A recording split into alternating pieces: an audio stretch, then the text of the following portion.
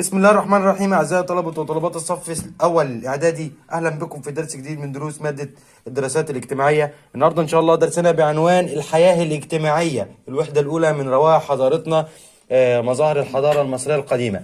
الحياة الاجتماعية عند المصريين القدماء هنتعرف عليها ونعرف المصريين القدماء كانوا عايشين إزاي وحياتهم إزاي وطبقات المجتمع المصري كانت عبارة عن إيه. طيب، في البداية يعني إيه كلمة حياة اجتماعية؟ الحياة الاجتماعية هي مجموعة من، زي ما مكتوب قدامك فوق ده تعريف لازم تحفظه، مجموعة من العادات والتقاليد التي كانت تتمسك بها جميع طبقات الشعب المصري. تاني، الحياة الاجتماعية هي مجموعة من العادات والتقاليد التي كانت تتمسك بها جميع طبقات الشعب المصري. طب العادات والتقاليد دي ايه؟ عبارة عن ايه؟ عادات وتقاليد في المسكن والملبس والمأكل والمشرب، دي اسمها الحياة الاجتماعية. كمان مرة آخر حاجة وتحفظها كويس جدا، لأن التعريف مفهوش تأليف. التعريف مفهوش تأليف، بتحفظ التعريف زي ما هو.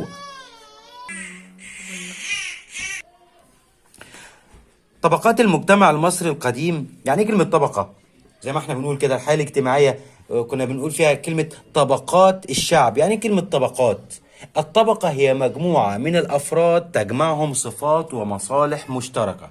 مجموعة من الأفراد تجمعهم صفات ومصالح وأهداف مشتركة. يعني مجموعة من الناس في بينهم يا إما شغل واحد يا إما في بينهم مصالح مشتركة، فبنقول عليهم طبقة اجتماعية واحدة. المصريين القدماء كان عندهم طبقات اجتماعية 4 ومهمين جدا. الطبقة الأولى وهي طبقة الفرعون وأسرته. طبقة الفرعون وأسرته، ودي طبعا الطبقة الحاكمة. يبقى الطبقة الأولى طبقة الفرعون وأسرته، ودي الطبقة الحاكمة. الطبقة الثانية بتأتي من الوزراء وكبار الكهنة والكتبة وحكام الأقاليم، ودي تعتبر الطبقة الثانية من حيث الأهمية بعد طبقة الفرعون اللي هي الطبقة الأولى. الطبقة الثالثة اللي هي صغار الموظفين والتجار وأصحاب الحرف المتميزين. في عندك أصحاب حرف عاديين، ناس عاديين أصحاب حرف، وفي أصحاب حرف متميزين. يعني إيه متميزين؟ اللي هم ما بيشتغلوش في أي مكان، اللي هم عادة بيكونوا حرفيون عند الفرعون. يا اما بيبنوا له قصوره، يا اما بنبنوا المعابد بتاعته، يا اما بيبنوا القصور بتاعته. الطبقة الرابعة اللي هي ايه؟ عمال الزراعة والحرفيون والرعاة. يبقى في عندك فوق في الطبقة الثالثة أصحاب الحرف المتميزون، وفي تحتها كلمة الحرفيون. طب يا أستاذ هم مش أصحاب الحرف هم الحرفيون؟ هقول لك هم بس في فرق في الجودة ما بين صاحب حرفة متميز، ده الراجل بقى اللي هو كبير بقى وبيشتغل في قصور الفرعون وأسرته، وفي الحرفيون اللي هم العاديين اللي بيشتغلوا عند عامة الناس. يبقى دول 4 طبقات من طبقات المجتمع المصري. الأسرة عند المصريين القدماء كانت، المصريين كانوا بيقدسوا الأسرة. والأسرة كانت زي النهاردة الأسرة بتتكون من الأب والأم والأبناء، نفس النظام على أيام المصريين القدماء والفراعنة. فالأب مثلا له حقوق وعليه واجبات. حقوقه ما تلتزم به الأسرة تجاه الأب، والواجبات اللي هو واجب على الأب ما يفعله الأب.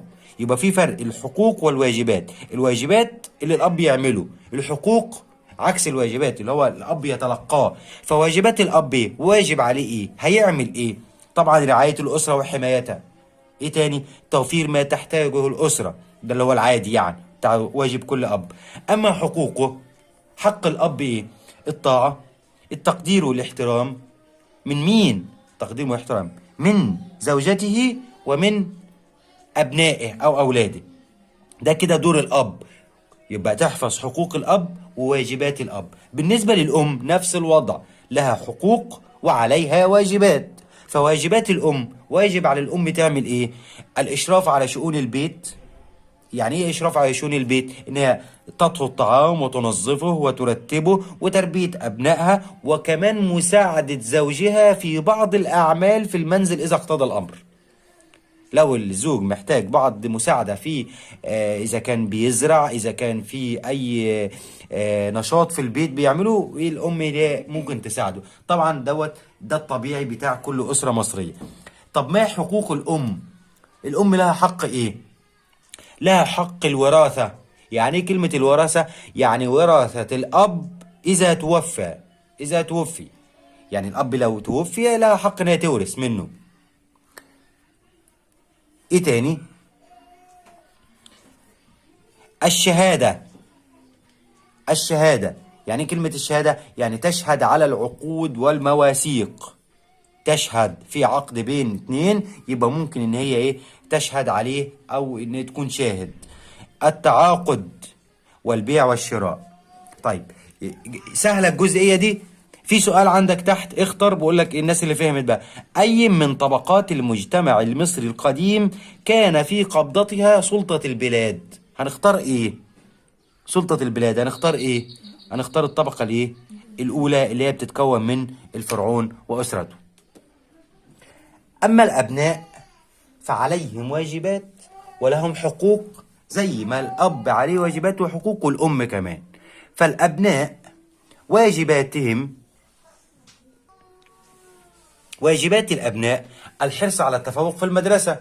ما هو الاب مش بيربي ويأكل ويشرب عشان الابن يقعد يلعب، لا، الاب عايزك والاسره عايزاك دايما ان انت وظيفتك يا حبيبي ان انت ايه تتفوق في الدراسه. هي دي شغلتك، هي دي شغلتك. انت عايش دلوقتي واهلك بيهتموا بيك، اكلك وشربك ومصاريفك، ويودوك المدرسه ويودوك الدروس ويعملوا اللي عليهم، عشان انت عندك حق واجب واحد بس، اللي هو ان انت تتفوق فين؟ في المدرسه. ايه تاني على الابناء واجباتهم؟ احترام والديهم، لازم ده طبيعي ولا ايه؟ احترام والديهم ومساعدتهما في اعمالهما. لو والدتك بتعمل حاجه في البيت يبقى تساعدها، والدك بيعمل حاجه يبقى بتساعده، ده الطبيعي. كما طب ولو والديهما متوفين، رعايه قبور والديهم بعد وفاتهما. ديت كده واجبات الابناء: الحرص على التفوق في المدرسه، احترام والديهم ومساعدتهما في اعمالهما، رعايه قبور والديهم بعد وفاتهما. كما لهم حقوق. ايه حق الابناء؟ لهم حق التربية، يعني الاباء لازم عليهم ان هم ايه يربوا ويعلموا ابنائهم، إيه، ويربوهم كويس ويعلموا السلوك الحميد والاخلاق الطيبة ويعلمهم العلوم المختلفة. دي حقوق الابناء. المصري القديم طبعا كان بيهتم بالاسره بتاعته، كان دائما المصري بيعمل على اسعاد زوجته واولاده ويعاملهم بكل رفق وحين. عند المصريين القدماء كان الزوج يساعد زوجته في بعض اعمال المنزل، ده مش عيب، كان في نفس الكلام دوت. المسكن عند المصريين القدماء كان بيبنى من الطوب اللبن. الطوب اللبن يعني ايه كلمة الطوب اللبن؟ يعني الطوب اللي مصنوع من الطين، مصنوع من الطين. والمسكن كان له انواع على حسب طبقات المجتمع عند المصريين. يبقى عندك المسكن بينقسم عند المصريين القدماء الى عدة انواع.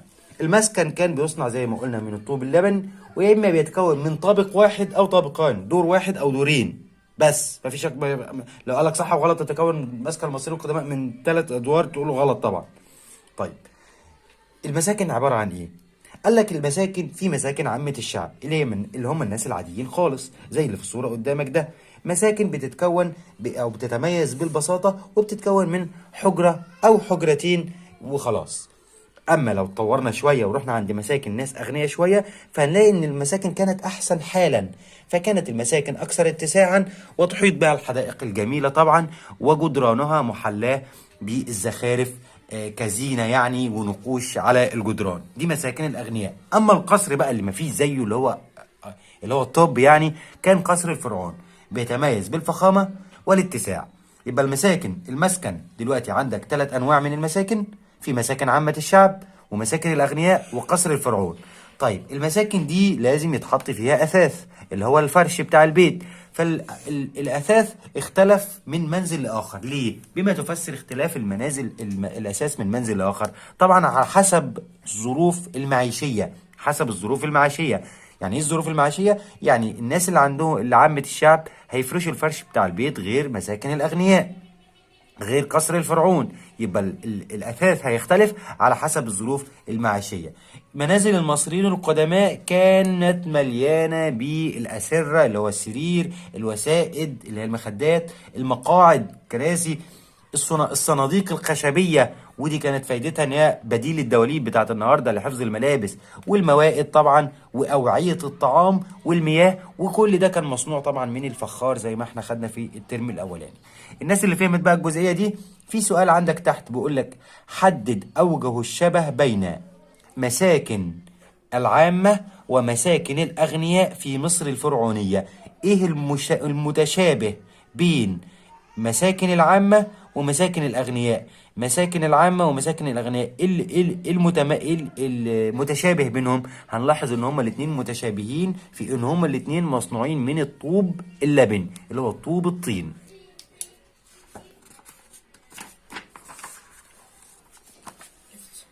طيب الجزئية اللي بعد كده، في عندك الملابس. اختلفت ملابس المصريين القدماء بما تفسر. ليه الملابس اختلفت؟ زي ما انت شايف كده في الصورة، في 3 أنواع من الملابس. 3 أنواع من الملابس، في حاجة فخمة جدا، وفي حاجة متوسطة، وفي حاجة رديئة، وحاجة عامة.